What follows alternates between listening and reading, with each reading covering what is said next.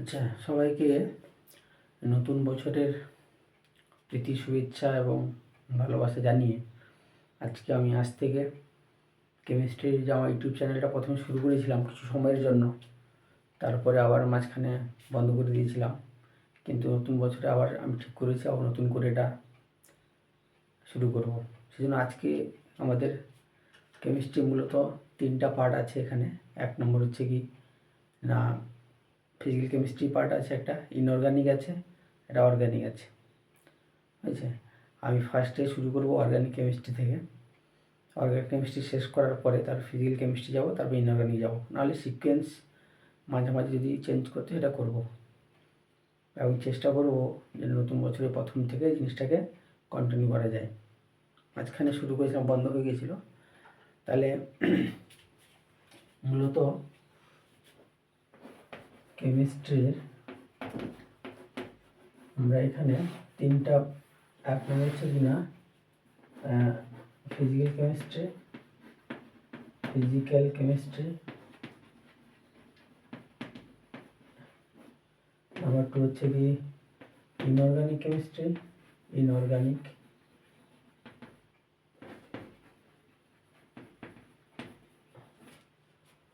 আর organic chemistry, organic chemistry. এবার এই দুটো পার্টটা আমি পরে শুরু করব। ফার্স্টে হচ্ছে কি অর্গানিক কেমিস্ট্রিটাকে শুরু করব।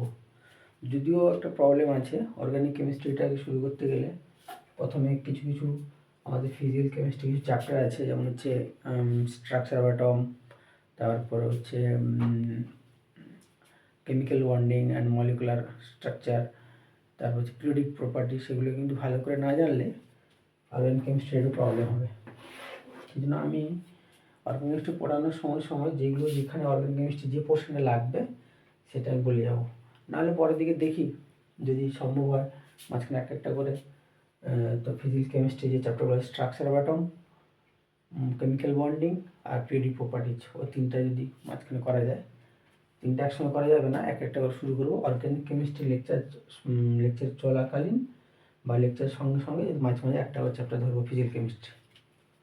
এই হচ্ছে আমাদের মূল।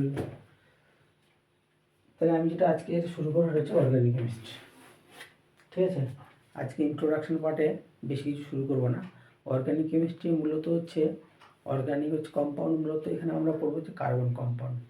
মানে পৃথিবীতে বা এটাকে অর্গানিক কেমিস্ট্রি বা কার্বন কেমিস্ট্রিও বলা হয়, কার্বন কেমিস্ট্রিও বলে, কার্বন রসায়নও বলা হয়। মানে পৃথিবীতে কার্বনযুক্ত কম্পাউন্ড বা কার্বনযুক্ত জৈব যৌগের সংখ্যা এত বেশি, সেই জন্য আমরা সেপারেট করে পড়বো অর্গানিক পার্টে কার্বন কেমিস্ট্রি। আর কার্বন একটা এমন একটা মৌল, তার মধ্যে একটা বিশেষ একটা প্রপার্টি আছে, সেটা হচ্ছে ক্যাটিনেশন ধর্ম।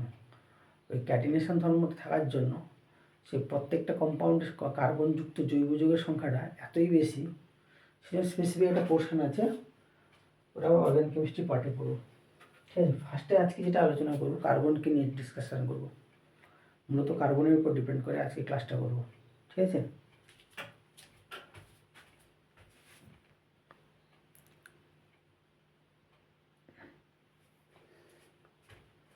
আচ্ছা, তাহলে অর্গানিক কেমিস্ট্রিতে আমরা যেটা করবো সেটা হচ্ছে কার্বন নিয়ে ডিসকাশন করবো। তাহলে অর্গানিক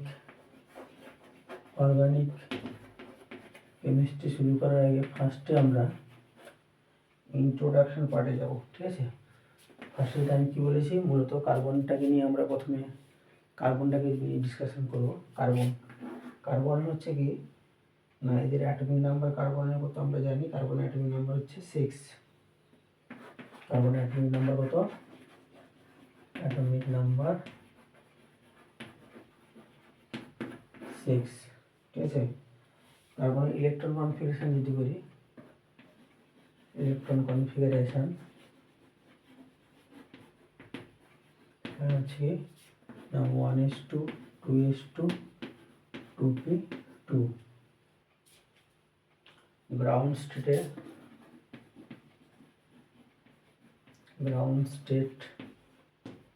হতে কী হবে, আউটার মোস্ট যে ইলেকট্রন অরবিটালটা আছে 2s এবং 2p outer most. 2s 2p, 2s এ দুটো অরবিটাল, একটা ইলেকট্রন থাকবে, আর পিতে থাকবে তিনটা অরবিটাল থাকবে, একটা দুটা।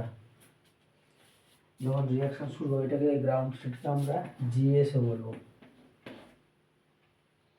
এরপর যখন রিয়াকশন শুরু হবে তখন রিয়াকশন শুরু হলে এক্সাইটেড স্টেট মানে গ্রাউন্ড স্টেট মানে রিয়াকশন হচ্ছে না, স্বাভাবিক পর্যায়ে। যখন কারোর সঙ্গে যুক্ত হবে, কারোর সঙ্গে বিক্রিয়া করবে, কার্বন যখন হাইড্রোজেনের সঙ্গে যুক্ত হবে বা অক্সিজেনের সঙ্গে যুক্ত হবে, তখন কিন্তু কার্বন কী হবে, আউটার মোস্ট সেলে যে ইলেকট্রনটা থাকবে, বাইরের সেল, পরমাণুর বাইরের সেলে যে ইলেকট্রনটা থাকবে, ওই ইলেকট্রনটা কী হবে না এক্সাইটেড হয়ে আরেকটা হায়ার লেভেলে যাবে। তাহলে এক্সাইটেড স্টেটে কী হবে, এক্সাইটেড স্টেট এটাকে আমরা ইএস বলবো। তখন এই এস থেকে একটা অরবিটাল এস অরবিটাল থেকে একটা ইলেকট্রন বেরিয়ে গিয়ে কোথায় যাবে না 2pতে যাবে। বাইরে ছেলে কটা হলো, 4টা আনপেয়ার ইলেকট্রন হয়ে গেল, ঠিক আছে, 4টা আনপেয়ার ইলেকট্রন হয়ে গেল। ওকে,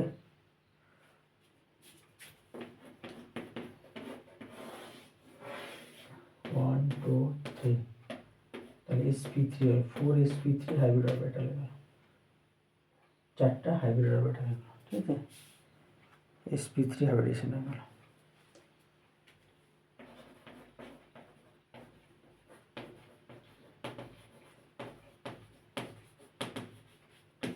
একটা এস অরবিটাল আর একটা পি অরবিটাল, এস এবং পি অরবিটাল কি হলো, দুটা মিক্সিং হয়ে 4টা sp3 হাইব্রিডাল তৈরি হলো, বললাম 4sp3 হাইব্রিড অরবিটাল।